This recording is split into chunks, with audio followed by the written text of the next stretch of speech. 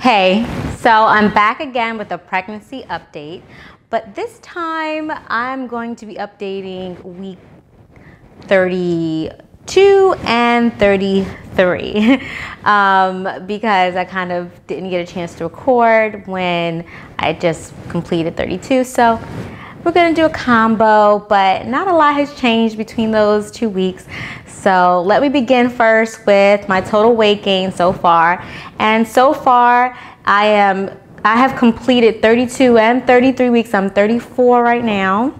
So I have gained a total of 15 pounds and things are looking up and up. I definitely want to be a little more strict with some of my indulging. I kind of got really off track recently. I indulged a lot and that's not common for me. There's a method to my cheat days and I try to stay on that path and I think that that has been really helpful in maintaining a healthy weight and a healthy lifestyle overall. But I definitely want to get back on track because some of my goals are to cut out things completely, not just within the pregnancy, but in life in general, just have my family not eat certain things so that we can just be as healthy as possible. I mean, honestly, that's really what it comes down to. So yeah, I just want to get a little stronger. I've been at social gatherings and indulging more than I normally do. So I want to pull back on that.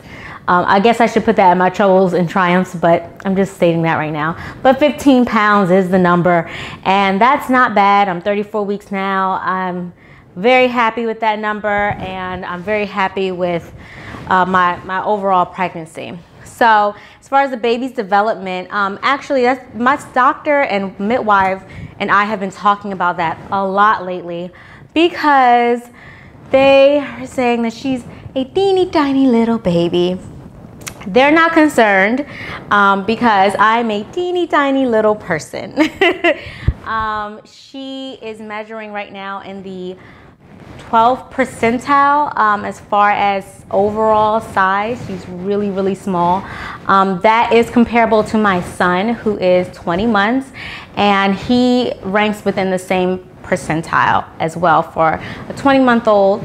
I'm 4'9" and my husband is 5'4". So we are a small family. So no, it doesn't have anything with the food do with the food or lifestyle or anything like that. We're very healthy. I'm all about health.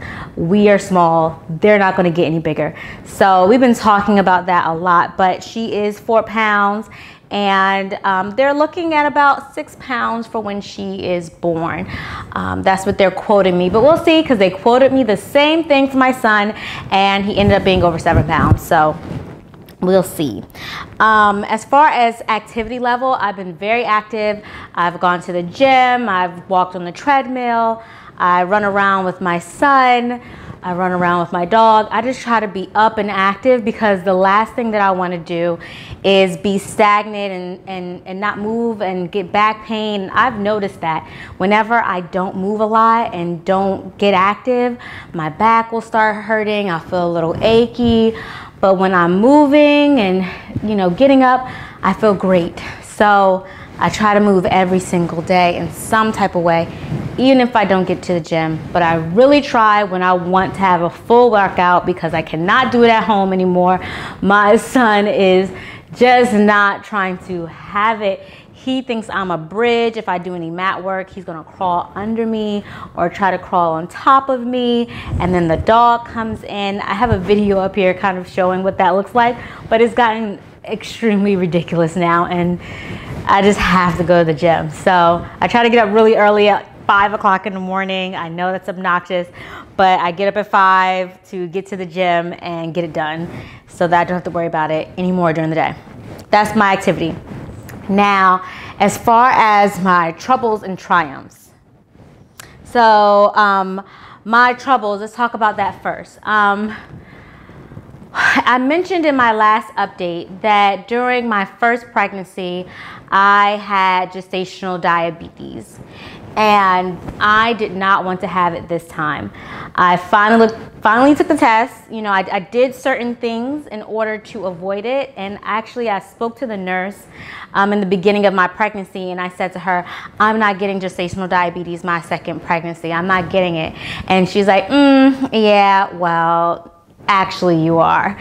If you got in your first one, you are so likely to get it in your second, so you might as well give it up. And I was really annoyed and kind of disappointed by hearing that, but regardless, I kept doing what I knew to be the correct thing that would help me avoid that situation of triggering my hormones to act in that manner where insulin isn't being used efficiently in my body or responded to in the proper way in my body. I did the things that I thought nutritionally would help me keep my body out of the diabetic range.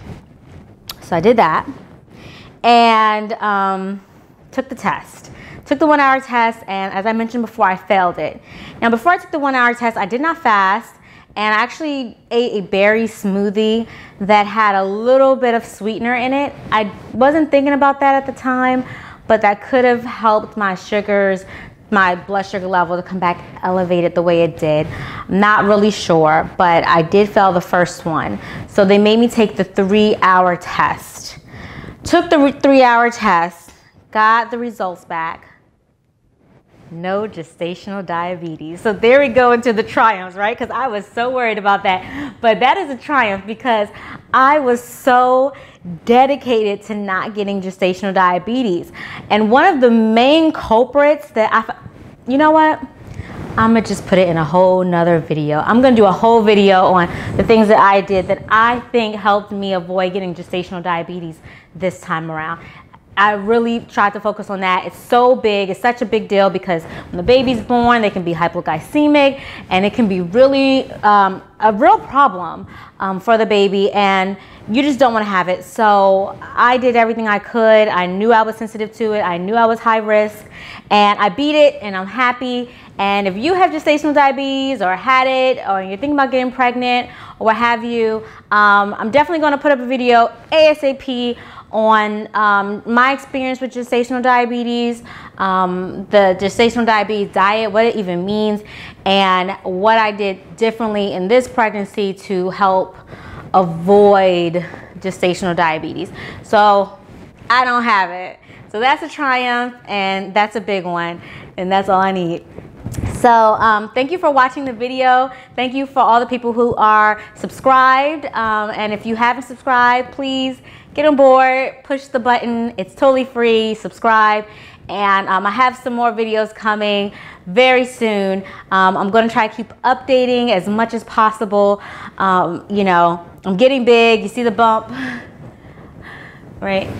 People keep asking me, am I due any minute? It's so weird. I'm just short and small, and if I look on camera like I've gained more than 15 pounds, I promise I'm not lying. I'm gonna get on a scale for you guys next time. I'm not lying. I am short, so sometimes 15 pounds can look a little bit heavier on me. I don't know how it's coming off on camera, but it's only 15. I promise. And it's been great, and I look so forward to meeting her. It's only a couple weeks left now, right? 6 weeks. So, whew. All right, well, I'll see you guys in the next video. Don't want to make this too long. Bye-bye.